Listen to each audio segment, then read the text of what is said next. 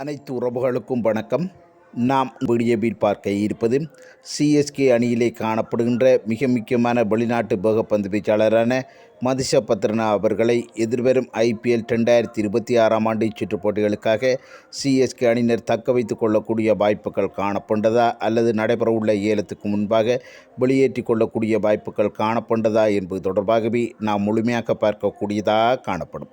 இதன் அடிப்படையில் பார்க்கின்ற சந்தர்ப்பத்தில் மதிஷ பத்ரனா அவர்களை பொறுத்தவரையில் கடந்த IPL 2023 மற்றும் 2024 ஆகிய காலப்பகுதிகளிலே மிகச்சிறந்த பெறுபர்களை சிஎஸ்கே அணியினருக்கு வெளிப்படுத்தியதன் அடிப்படையில் தான் கடந்த IPL 2025 சுற்றுப் போட்டிகளுக்காக 13 கோடி ரூபாய் என்கின்ற தொகைக்கு ஏலத்துக்கு முன்பாகவே தக்க வைத்துக் கொள்ளப்பட்டிருந்தார்.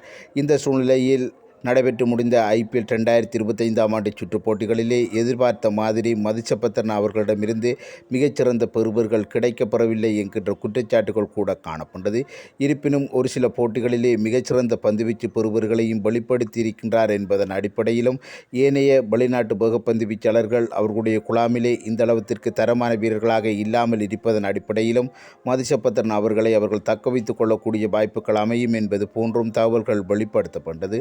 அதன் அடிப்படையில் பார்க்கின்ற சந்தர்ப்பத்தில் எமக்கு கிடைக்கப்பெறுகின்ற தகவல்களின் அடிப்படையில் மதிஷ பத்ரனா அவர்களை சிஎஸ்கே அணியினர் 100% தக்க வைத்துக் கொள்ளக்கூடிய வாய்ப்புகள் தான் காணப்பட்டது.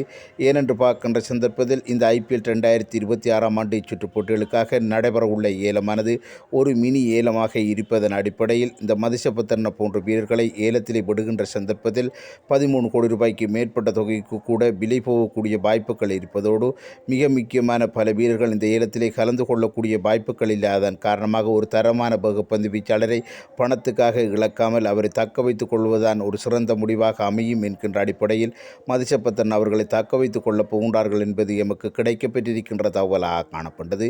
இது தொடர்பான தங்களுடைய கருத்துக்களை கமெண்ட் செக்ஷனில் தெரிவித்துக் கொள்ளுங்கள். மற்றும் வீடியோக்கு லைக் பண்ணுங்க, கமெண்ட் பண்ணுங்க. நன்றி, வணக்கம்.